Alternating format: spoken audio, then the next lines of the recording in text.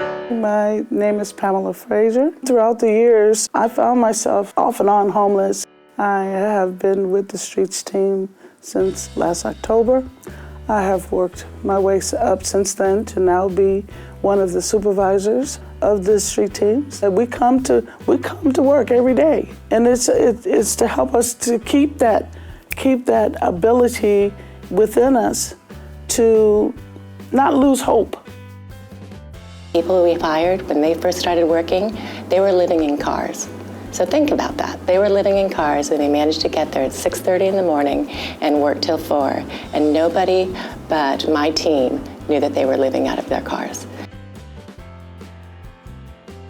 I'm a judge at Marin Superior Court, and I've been the presiding judge for the Marin County Community Court. I've had a bailiff sitting next to me for 5 years. Only once did he have to get out of his chair. Usually when people come in and we're relaxed and they're feeling non-threatened, we're able to have a pretty good conversation. And so I understand the scary feelings. I haven't experienced it myself. There's no need to be afraid of us because we are loving, caring people. We're like a family out here. We take care of each other. If somebody is mentally ill and perhaps showing some behaviors that look a little bit bizarre or outside of what we consider to be normal behavior, that can be scary because it is different.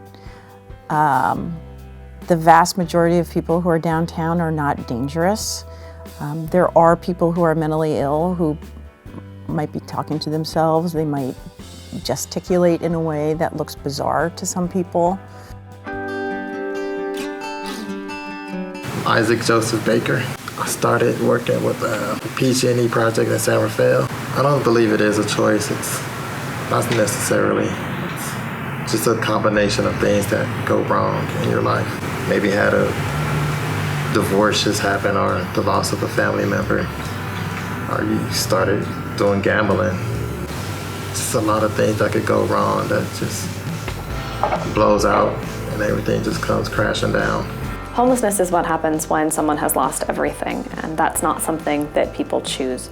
Many of us are really just 1 or 2 crises away from homelessness. We know, for example, that homelessness causes psychological trauma, and the longer that somebody is actively experiencing that kind of trauma, the harder it can be for them to have stable housing long term. It's important to understand that the only thing that all people who are experiencing homelessness have in common is that they lack a safe and stable place to sleep indoors. People who are homeless, as well as people who are housed, have jobs, they're educated, they maybe have mental illness or substance use issues. They're just the same problems that the rest of the population has. Homeless people are not people who are lazy, who don't want to do anything, don't want to have a job, don't want to have housing. We want people to know that there's help out there for them.